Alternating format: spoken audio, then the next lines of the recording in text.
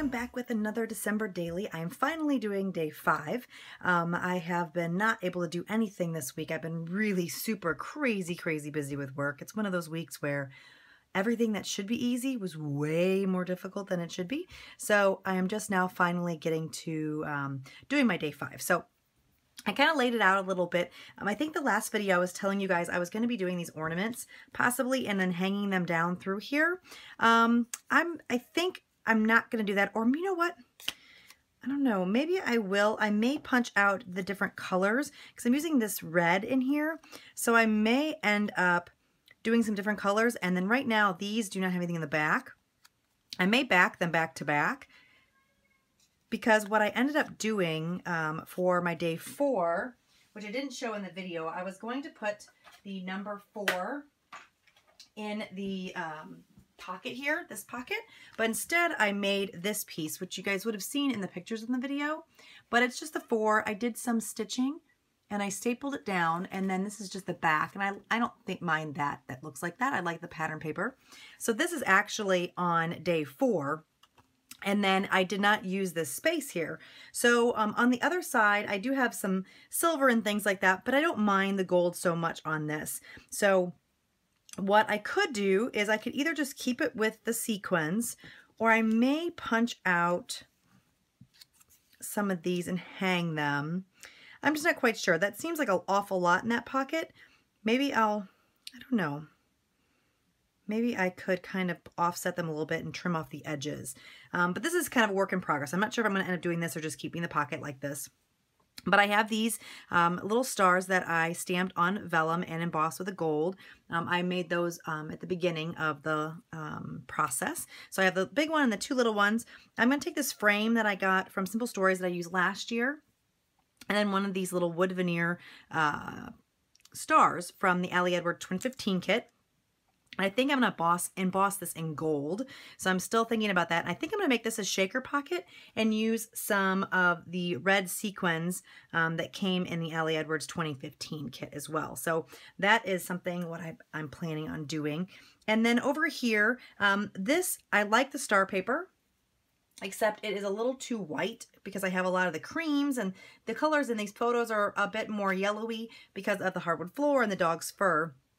So I think what I'm going to do is, because I like the star paper and I like the black in it, I am going to actually take some of my antique linen distress ink and then ink this page up. And I did a little test swatch to see what that looked like. And I really like how that turns out. It's a little bit more yellow than this, but it's a pretty close match. So I really think that looks good. And I think it will tie it better. This white is a bit too stark.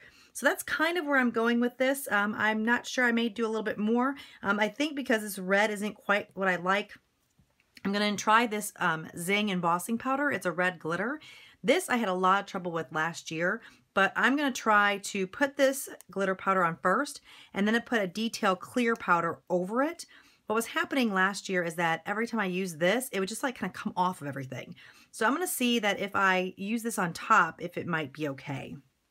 And then I'm going to use this Stampin' Stuff gold embossing, the same embossing powder I used on these on this star.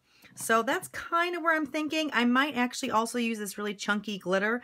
This is a really old glitter that my mom had. I think maybe even when she was a little, or my grandma had. But I thought that might kind of look cool in this shaker pocket too. So that's kind of what I'm planning on doing. I'm going to ink up this page and then start making the shaker and get some things together, and then I'll be back in just a little bit. Alright guys, I am back, and I'm going to be doing a voiceover for the rest of this video, so it is not as long as it would have been if I did it live. So I was able to emboss that number 5 with the red embossing powder, and actually turned out pretty well. And I also embossed the star with the gold, and now I'm just making a little shaker. I'm using one of the frames from that Simple Stories from last year, and I'm going to glue down some of this acetate, and I was going to put the sequins inside the front of it and then put the acetate on the outside, but I didn't really know how to adhere the acetate on the front of the frame without it looking funny. So what I end up doing is actually taking the acetate and putting it popped up with foam. So you're going to see me here in a minute after I finagle with this a bit, and actually turn the frame over and stick the green foam all the way around the edge of the frame, and then put the acetate on the top of that once the sequins are inside. So that actually seemed to work a lot better. Like I said, I really wanted this because then it adds less bulk, but I just didn't know how to do it without having the adhesive look funny through the acetate. So now I'm going to dump these out and then do just kind of what I had said. And I'm just using craft foam here. This is some foam pack that I got from Michaels for 40% off, and it was perfect, and it'll probably last me almost a lifetime. So I'm just going to make sure that this foam is right up to the edge. I am gluing it down with some ATG, and then I will add my piece of acetate over the top of it. And I was having a horrible time with static cling. The sequins wanted to stick to me, everything wanted to stick to me, so I was fighting with it a bit. So I fast forwarded through that fighting, so you guys having to watch that, and then it turned out really cute. That's where the shaker looks like, and I'm going to add that shaker now down to the bottom left hand corner, and I'm going to glue that star on the outside. And then I actually am going to also put the vellum stars here, and I'm going to end up stapling them down. I'm going to take this marker and I'm going to color in the staples. So if you guys only have silver staples and you want to have colored ones, instead of buying any, which I'm not sure if Tim Holtz or Ranger has some colored staples or not, but what I do is I just take my alcohol markers, either these Bic markers or Copic markers, and color the staples, and then I just color them whatever color I would like. So for these, I colored them a yellow, which basically ends up making them look gold. And I'm just going to staple those vellum stars down, and I'm going to show you here what it looks like. And I think it looks perfect. It's not as shiny gold, but it definitely mimics the gold color. So now I'm going to take some of my glossy accents and glue down that wood veneer star that I had bossed in gold.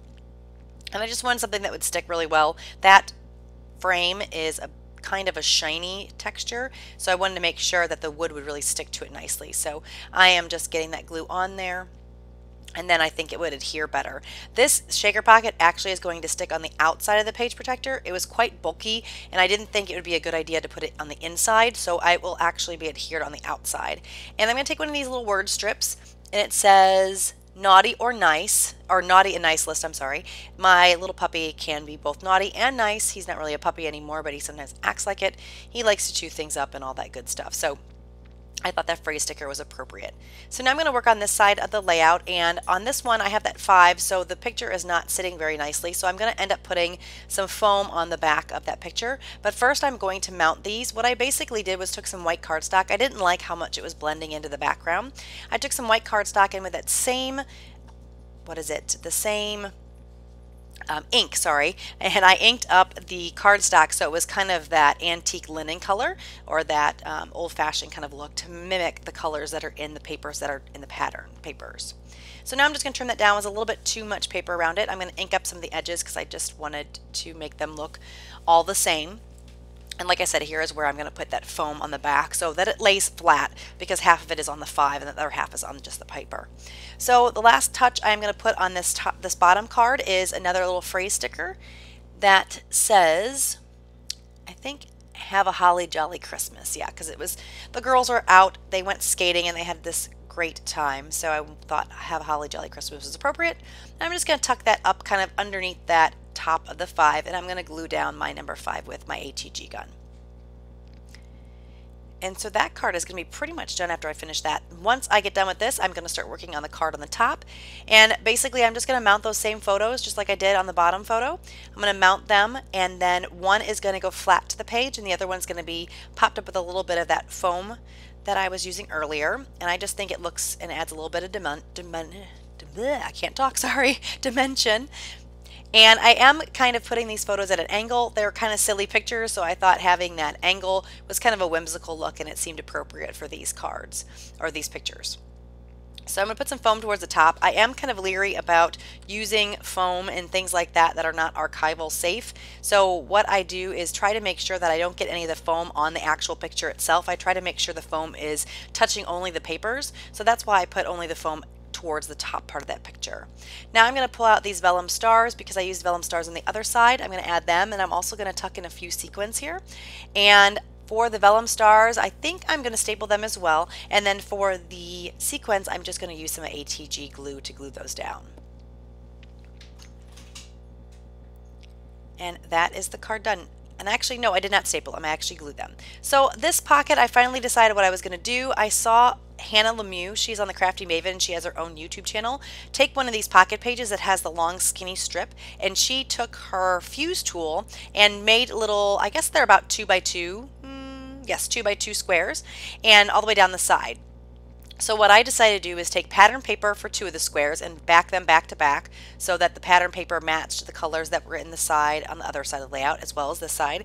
And then for the other 2 squares, I took some vellum, and I wanted to use sequins, but I used mostly silver on the other side, and I didn't want to add gold to the other side as much as I thought I wouldn't mind that. I just didn't really like how that was looking. So what I decided to do was with the vellum, I was going to put in sequins on one side that were gold and sequins on the other side that were silver. And even though you can kind of see through it, it kind of mutes out the color, and then it didn't seem so different to me. So it looked a little bit better. So I'm just going to slip these in, and I have to admit that these pockets are not my favorite. I love how dividing these up can be these 2 by 2 squares, but things just weren't fitting very well. So I'm really going to fight and struggle with this, unfortunately. But I'm going to not make you watch a lot of that.